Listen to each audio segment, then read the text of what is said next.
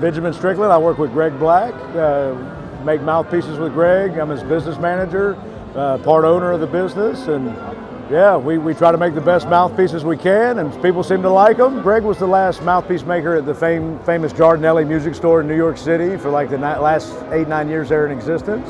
After that, he went off on his own. He had a partner, Jeff Hill, Black Hill Mouthpieces, for a short amount of time. Then Greg Black Mouthpieces was born, moved around from Queens to Jersey, Manhattan, and then eventually moved back to North Carolina, which is where me and Greg got together and put our businesses together, became business partners, and it's been great ever since.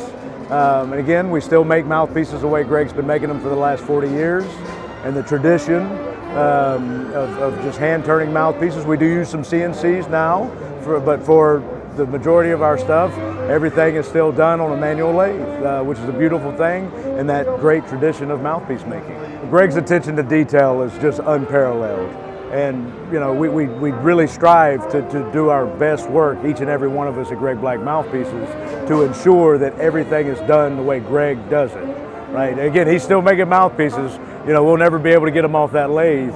And yeah, it's a real honor to be a part of that legacy and that tradition, to carry on, you know, those such great products and great mouthpieces, and see the looks on the musicians' faces when they find that right special mouthpiece.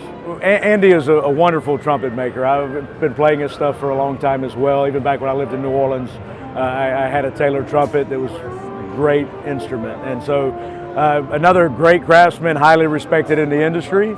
And it was a real honor when I was asked to start making the Taylor mouthpieces and the ones that you have here, to carry on Andy's tradition. So they're Andy's designs, and we're following them to a T, you know, in the tradition, but then the attention to detail that we hold in our own products. So we're making sure that every one of them are very consistent. Every one of them plays to Andy's expectations and the expectations of Andy's customers that have been playing his mouthpieces for a very long time. So again, it's another real honor for me to be a part of such a legacy of such a craftsman. And we got to travel to the UK, which was a lot of fun. You know, y'all have a very beautiful country, and we got a good time, good weather.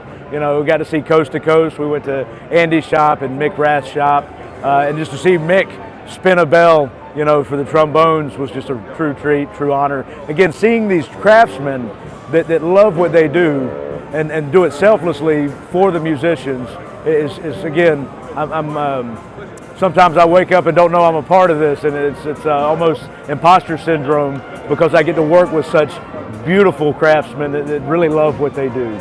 We actually have a small retail space at Greg Black Mouthpieces, and we have a great selection of the Taylor Trumpets and the Rath trombones.